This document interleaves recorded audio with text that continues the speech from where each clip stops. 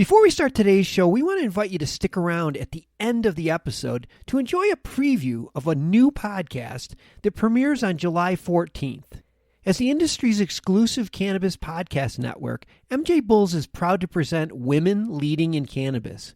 Join host Kira Reed each week for inspirational discussions with women who are leading the cannabis industry.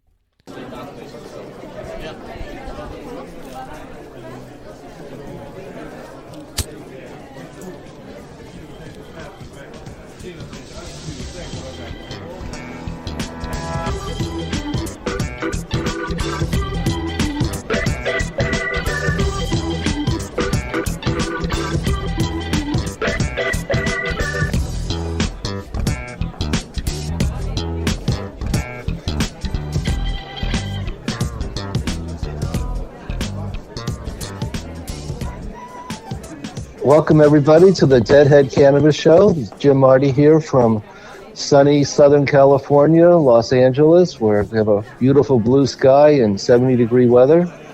Even went to the beach today and up in Malibu and walked around with our feet in the ocean, which is beautiful. And I've got my partner in Chicago, Larry Mishkin. Hey, Larry.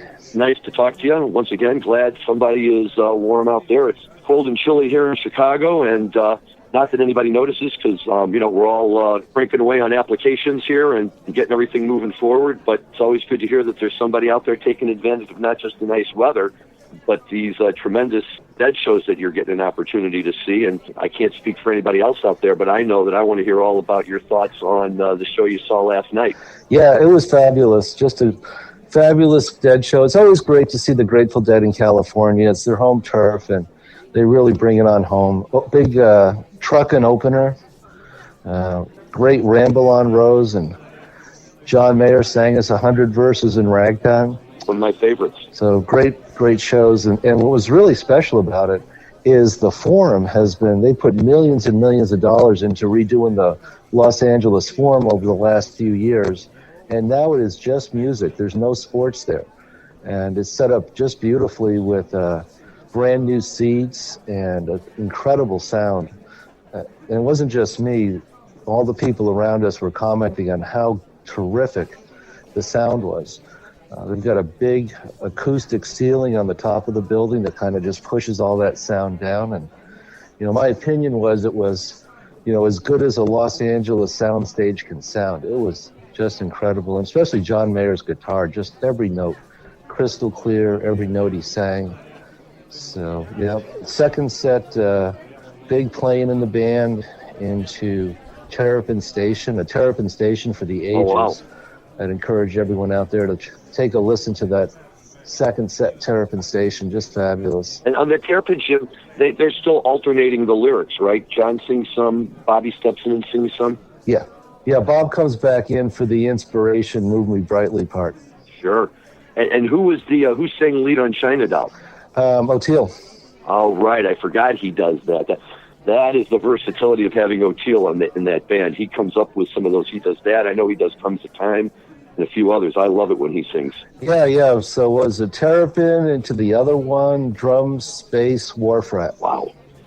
And here's the thing about it that's so great is, the way you just read it off could have been a standard set list from any Dead show that you or I ever saw. And, although I appreciate when they, move songs around and a traditional second set song lights up at the first set or vice versa, there's something at least for me, that's very comforting and satisfying when they get in a groove in the second set and you can kind of flash back to the Dead and say, I know where they're about to go with this, and kind of follow along with it. And that's a great post drums and space run to close out the show and everything. And then, boy, you get a Ripple encore, and you can't really ask for much more than that, can you? Yeah, beautiful Ripple encore. And it went China Doll and then U.S. Blues to finish the set. Wow. Very, very nice. Again, all great tunes. Yeah, the U.S. Blues was just right there. Just everybody was standing up and getting into it. So, good old California crowd. Got to get used to the $16.50 for a cocktail. Well, that's what you're going to run into out there, I suppose. Right. Everything's a little more expensive in Los Angeles, it seems. Yeah, I agree with that. But it's just great to hear them, playing so well and really at the top of their game. And I've been debating this whole Jerry versus John Mayer thing for a long time in my head. And I think where I'm finally starting to come out with it is that he's not Jerry, but he's really taken good control of Jerry's songs. If there's anybody who's going to get up there and do it, it might as well be him. He's really he's delved into the background of it all, so he's bringing it with as much preparation and energy as anybody out there. But it's just the sound is so great. I'm going to go hear the Dead and Company, but it's the sound he's nailing it. Like you said, he's coming in, and what I really like about it is he's starting to learn those Jerry lines that used to always bring strong crowd responses, like 1,000 verses and 100 verses in ragtime or whatever some of the other ones are. Wish I was a headlight on a northbound train, right, where everybody in the audience is waiting for that build-up. And sometimes when the guys step in to play the Jerry role, they're not always as familiar with that. But John's really got that down too. So once again, you kind of have that feeling of like really being at a Dead show. And maybe it's a little bit like this new Burger King plant-based hamburger, right, where everybody bites it and says, "What? Not the hamburger, but boy, it tastes just as good." And I think I'm at a point where I'm willing to say he's not Jerry, but what the heck, he's just as good. And boy, if you can go out there and see shows like that, it's good for the soul. Yeah, and just very strong on his guitar and his lyrics. I mean, he's really going to go down as one of the great ones. Certainly, one of the great ones, really. Just the way he's handling these songs. Like I said, the Ramble on Rose. I encourage everyone to go listen to that and tell me if you don't think that he's really come into his own as heading to be a great one, if he's not already. So, we do it again tonight. Looking forward to it. And got my 20s lined up for my $16.50 cocktails. Right. You've got to be ready to roll with those.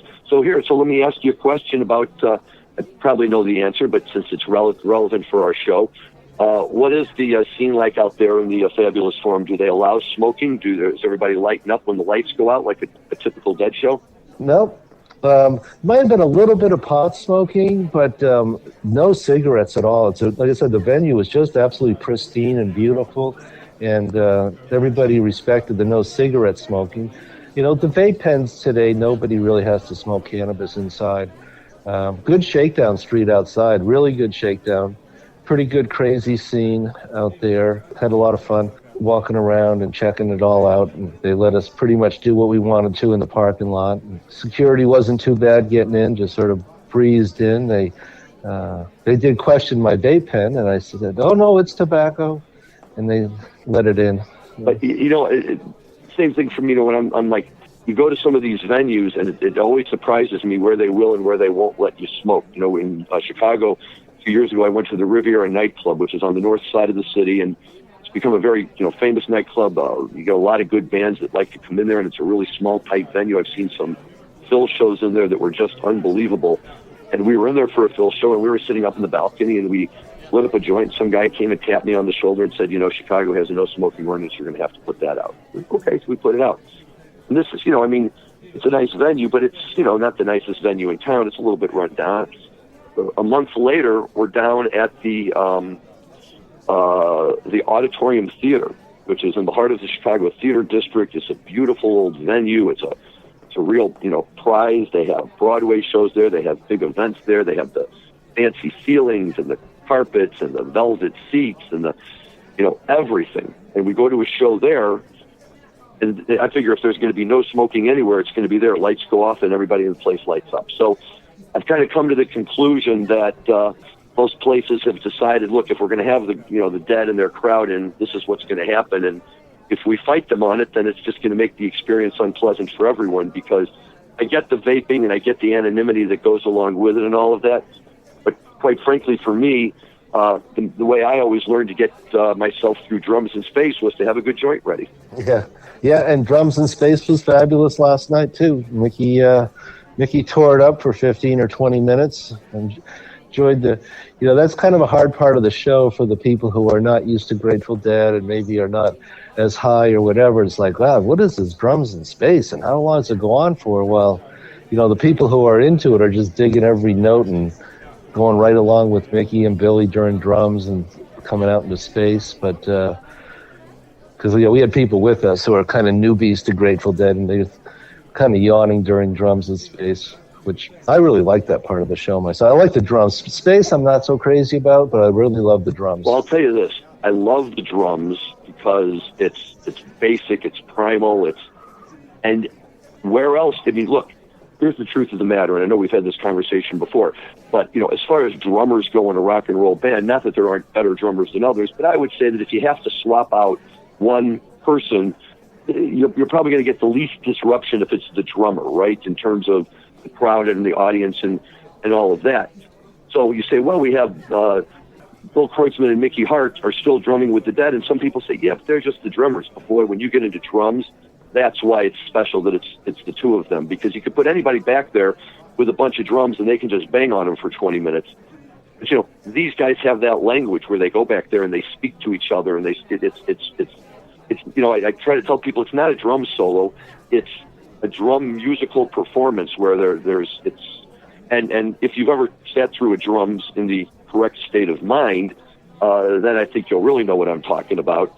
That it's just amazing to hear the sounds that they produce. They're making noises up there that you can't possibly think could come from percussion instruments, and yet there they are, and it gives them a chance to showcase their talents and everything.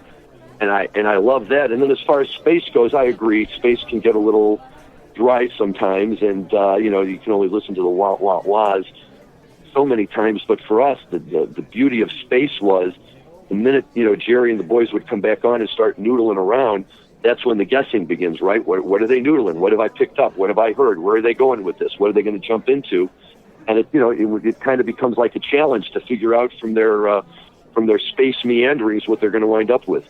Right, and last night they rolled out of space into Warfret, so that was pretty cool. Which is a great tune. It's a great tune to come out of, so that's also very nice. But yeah, back to the drummers. They would put Mickey and Billy up on the big screen, and just absolute synchronicity. Oh yeah. And as I explained to my newbies that Mickey has collected drums and various percussion instruments from all over the world. So what you're seeing is a display of all these fabulous drums that he's collected over the years. I don't know if you remember a number of years ago, probably 20 years ago now, he was doing a thing called Planet Drum. Mm-hmm, yeah. And I saw it at Mackey Auditorium over at CU in Boulder. And you came out and the stage was literally 100% covered with drums. And he'd bring out drummers from all over the world, 6, 8, 10 drummers on stage. And it was amazing performance. And last night O'Teal joined them for drums.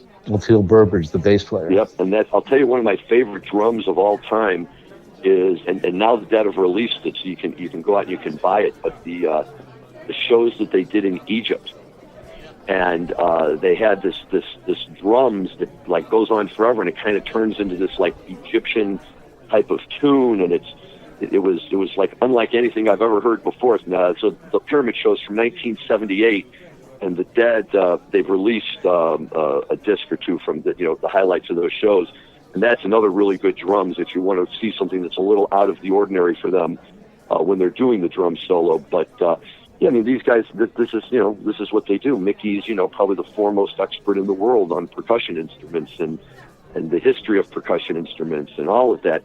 And I don't know about you, but while I've always loved drums, what I really miss is, remember for a while there in the 80s, they had the circle of drums right over their heads. And they'd stand up and they'd have that whole circle around and they'd be banging on it and everything. And I just thought that was the coolest setup I had ever seen. They still have it. They had it last night. They just get up there with all those toys and they just start banging on them. So it's a lot of fun.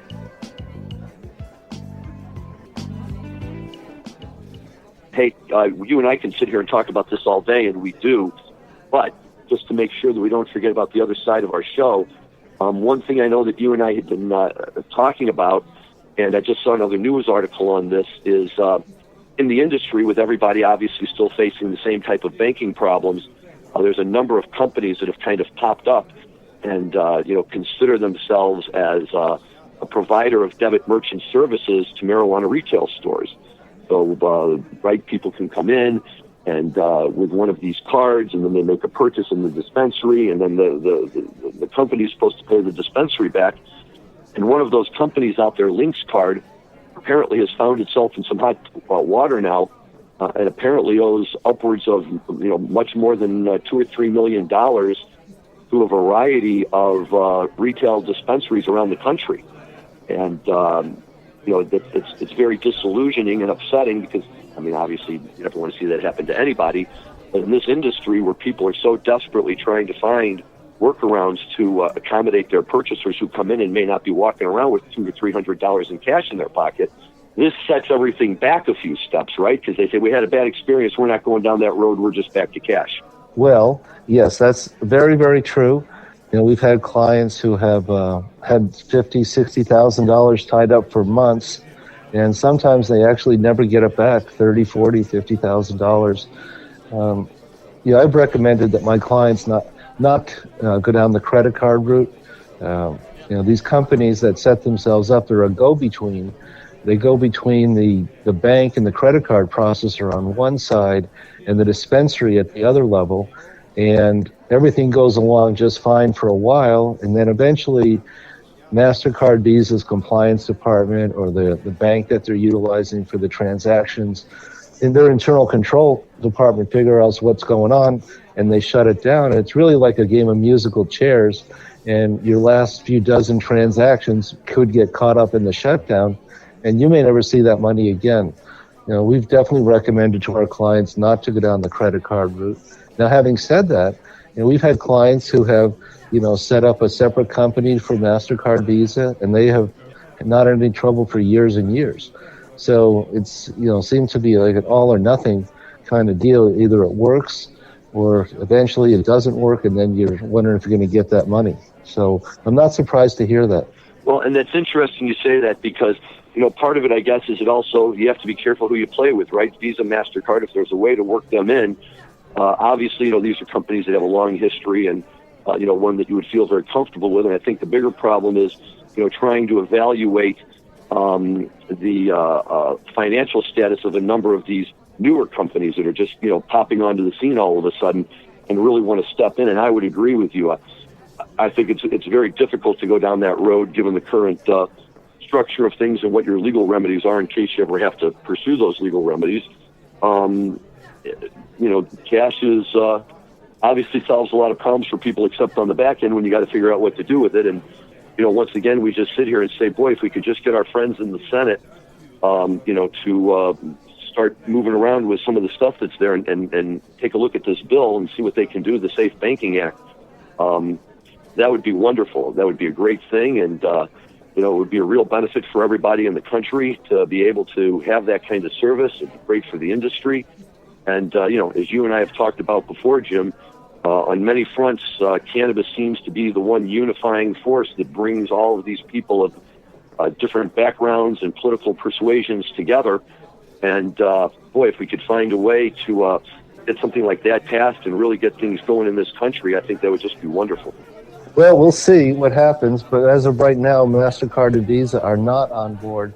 So my opinion is, and again, it's just an opinion, I'm not an expert on banking, but whenever there is a credit card company in a dispensary, there's some level of deception going on, that they're mislabeling what they're doing, that they're not being upfront with MasterCard and Visa merchant services as far as what type of a business they are. So I visited a nice dispensary here in Glendale, Colorado, and we made a few purchases, and I asked the lady if she took MasterCard and Visa just as a kind of a research, and she goes, no, not anymore.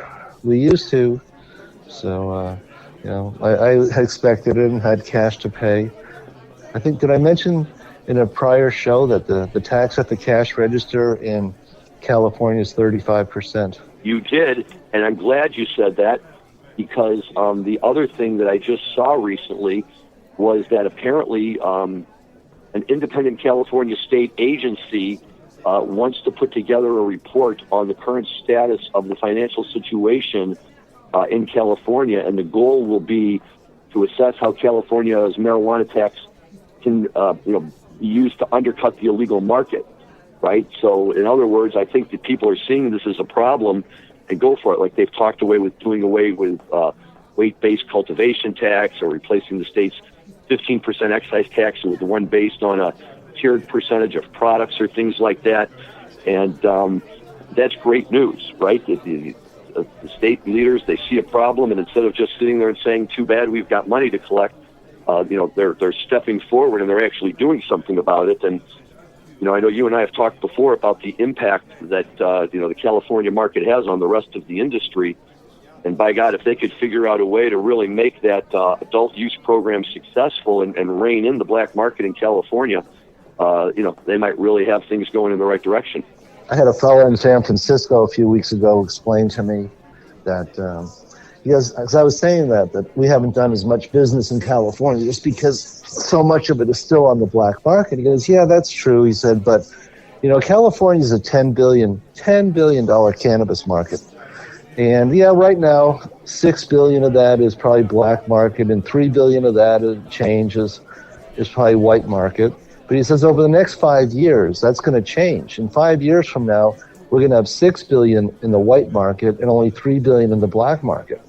And I thought about that as a takeaway. And I said, that's a tremendous business opportunity to be part of a shift of, $9 billion, a shift away from the black market. A lot of opportunities for, legitimate businesses like mine and yours that service the cannabis industry.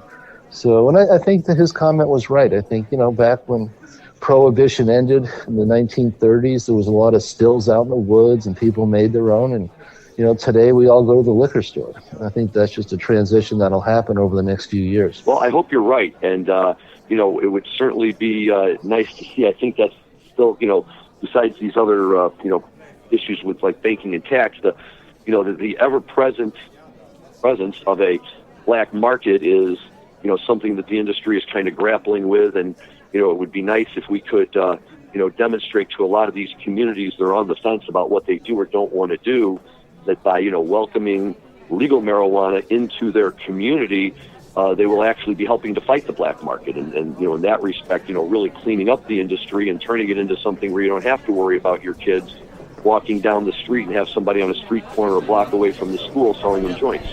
That's right. So, well, I'm looking forward to the show tonight, and looking forward to a nice New Year's holiday. I'll be back in Colorado in about 5 or 6 more days here. Get to enjoy beautiful Southern California for a few more days. Fantastic. I hope you have a great time out there. We're following the shows. Very excited to hear about the fish run at Madison Square Garden. I've got my son and his crew out there, so I'll be getting reports. It's kind of nice sitting right here in the middle of the country, hearing about fish on the East Coast, the dead on the West Coast. It's pretty good, other than actually being at the shows. Sorry, everybody. Jim, Marty, and Larry Mishkin here from the Deadhead Cannabis Show. Wishing all of you a very happy New Year, and we'll talk to you in 2020. Very good, Jim. Have a great time at the show. I look forward to hearing about it. Thanks, everyone.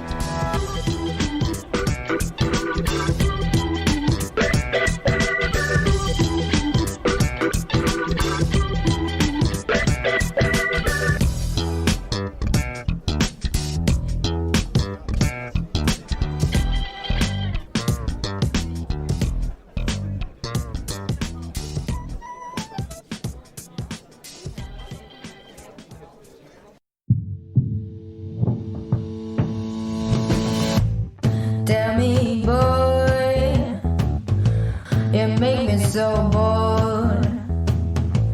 You need to walk the other way. I tell you once more. Please get out of my way. I don't want you no more. We're done here, boy. I know you think you're so fine, but you can't see clear. I've been wanting to